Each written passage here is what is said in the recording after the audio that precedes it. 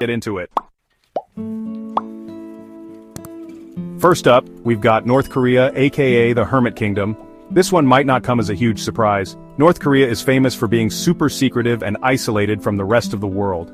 They've got tight control over everything that goes in and out of the country, including people. We're talking extreme levels of security, guys. Imagine a place where you can't even bring in your cell phone without it being checked by the government. Filipinos, along with citizens from many other countries, are basically blacklisted. Why? It all boils down to politics, my friends.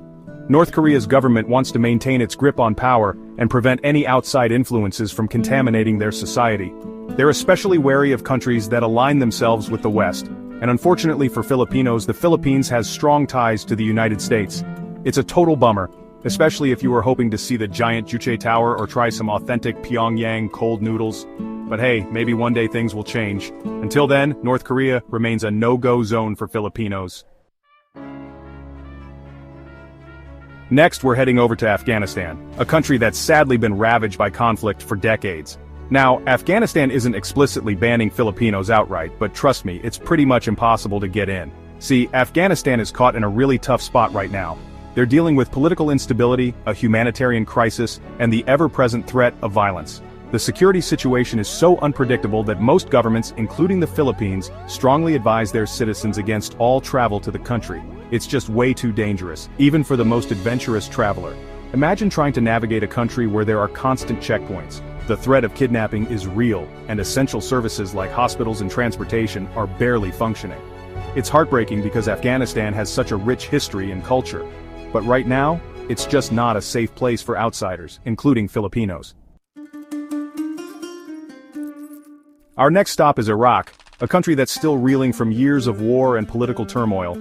Just like Afghanistan, Iraq isn't officially banning Filipinos, but the reality is, getting a visa is next to impossible. The Iraqi government is super cautious about who they let into the country, and for good reason. They're still dealing with the aftermath of a devastating conflict, and the last thing they need is more instability. Think about it, rebuilding a country takes time, and Iraq is still in the very early stages of that process. They need to focus on establishing security, providing essential services to their citizens, and rebuilding their infrastructure. Opening their borders to a large influx of tourists or visitors just isn't a top priority right now. It's a tough situation, and hopefully one day, Iraq will be stable and welcoming to everyone, Filipinos included. Chapter 4. Syria, war-torn, and off-limits. Let's talk about Syria, a country that's been absolutely devastated by a brutal civil war. For Filipinos, traveling to Syria is completely out of the question. The Philippine government, along with many others, has issued the highest level of travel warnings, urging citizens to avoid the country at all costs. And for good reason. Syria is a war zone. We're talking active fighting, bombings, kidnappings, the works. It's incredibly dangerous, and the risk to foreigners is simply too high. It's tragic because Syria used to be a popular tourist destination, home to ancient ruins, beautiful mosques, and vibrant cities. But the war has changed everything. Millions of Syrians have been displaced, cities lie in ruins, and the country is struggling to survive. Until there's a lasting peace and the security situation improves drastically, Syria will remain a no-go zone for Filipinos and most other nationalities. Chapter 5. Yemen, humanitarian crisis, =travel ban. Next on our list is Yemen, a country facing one of the worst humanitarian crises in the world. Years of conflict have plunged Yemen into chaos, leaving millions of people in desperate need of food, water, and medical care. For Filipinos, traveling to Yemen is simply not an option. The security situation is extremely volatile, with fighting, airstrikes, and kidnappings a constant threat. The Philippine government has issued the strongest possible travel warnings, urging citizens to stay far, far away. It's important to remember that traveling to a place like Yemen isn't just about personal risk, it also puts a strain on already limited resources. Aid organizations are working tirelessly to provide assistance to those in need, and the last thing they need is an influx of tourists adding to the burden.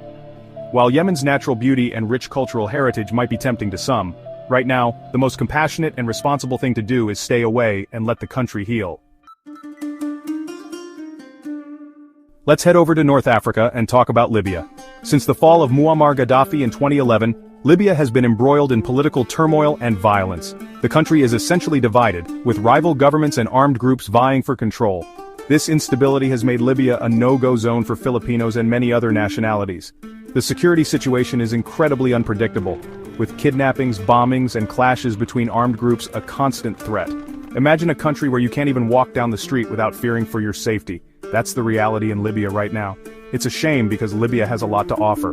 Stunning Roman ruins, beautiful beaches along the Mediterranean coast, and a unique culture.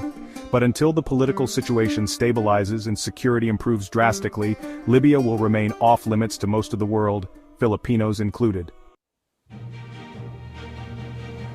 Next up is Somalia, a country that's become synonymous with piracy and conflict. For decades, Somalia has been plagued by civil war, famine, and the rise of extremist groups like Al-Shabaab. The security situation is so dire that most governments, including the Philippines, strongly advise against all travel to the country. And for good reason. Somalia is incredibly dangerous. We're talking kidnappings, bombings, attacks on hotels and restaurants, the works. The threat of piracy is also a major concern, with Somali pirates hijacking ships and taking hostages for ransom.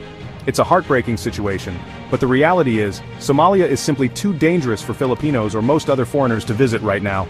Let's hope that one day, peace and stability will return to this troubled nation.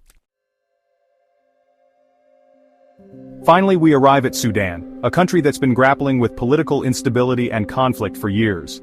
Sudan has a long history of civil war, and even though South Sudan gained independence in 2011, the situation remains fragile. The Sudanese government has been accused of human rights abuses, and there are ongoing clashes between government forces and rebel groups in different parts of the country. This instability has made Sudan a no-go zone for Filipinos and many other nationalities. The security situation is simply too unpredictable and the risks are too high. It's a shame because Sudan has a rich history and culture, from the ancient pyramids of Meroe to the bustling markets of Khartoum. But until there's a lasting peace and the security situation improves significantly, Sudan will remain off-limits to most of the world. So, there you have it guys. 8 countries where Filipinos are banned or effectively banned due to a whole host of reasons, from political turmoil and conflict, to safety concerns and humanitarian crises. Remember, traveling the world is an amazing privilege, but it's crucial to be informed and prioritize safety above all else. Before you book your next adventure, do your research, check those travel advisories, and maybe even leave a comment below telling me which country's ban surprised you the most. If you enjoyed this video and want to see more content like this, don't forget to subscribe and hit that like button. Thanks for watching.